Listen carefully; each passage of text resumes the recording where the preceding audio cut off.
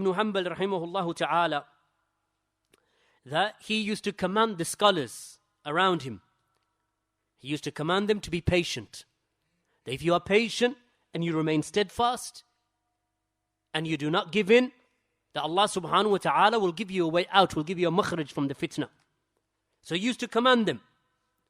And he used to say to them that with regard to the likes of Ma'mun and Al-Mu'tasim, because these were rulers that used to punish and persecute and torture.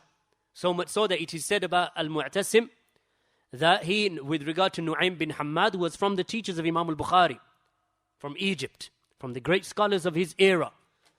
That Nu'aym bin Hammad was chained, dragged, tortured, and his limbs were cut off, his hands and his feet were cut off, and he was thrown into an open grave in his chains. This was the scholar of his era, from the great scholars of his era.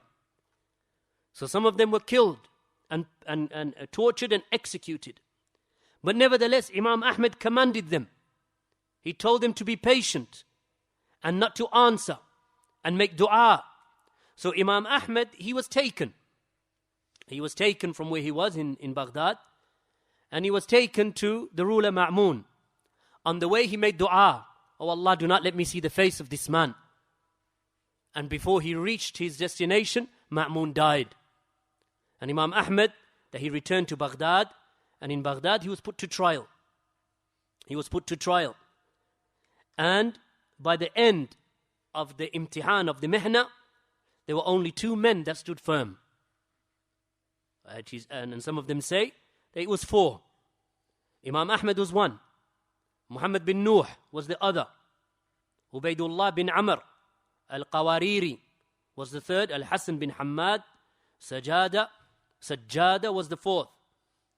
So all of them, that they remained united, except that in the end, after the imprisonment and the treatment that they received, Ubaydullah bin Amr bin Umar, that he relented and he signed. So he gave in. Hassan bin Hammad al-Sajjada likewise. That only left Imam Ahmad ibn Hanbal and Muhammad bin Nuh. Muhammad bin Nuh, rahimahullah ta'ala, and Imam Ahmad, that they refused absolutely to agree with this false aqeedah.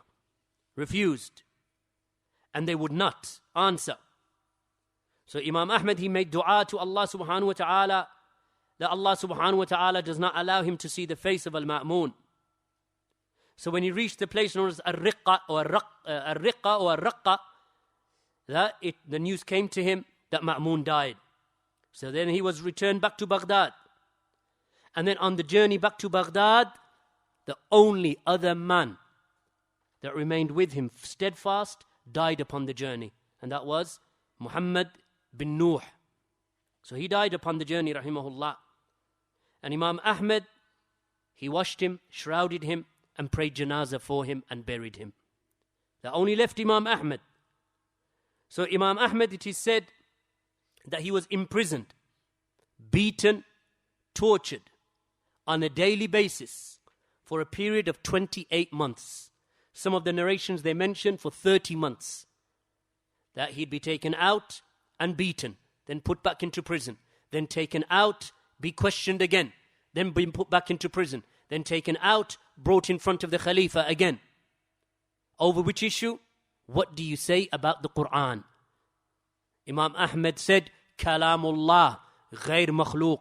It is the speech of Allah, not created.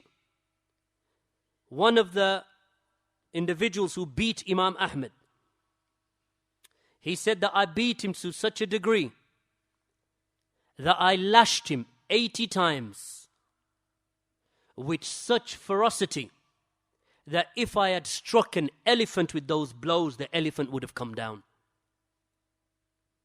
They said that at the death of Imam Ahmad, upon his deathbed,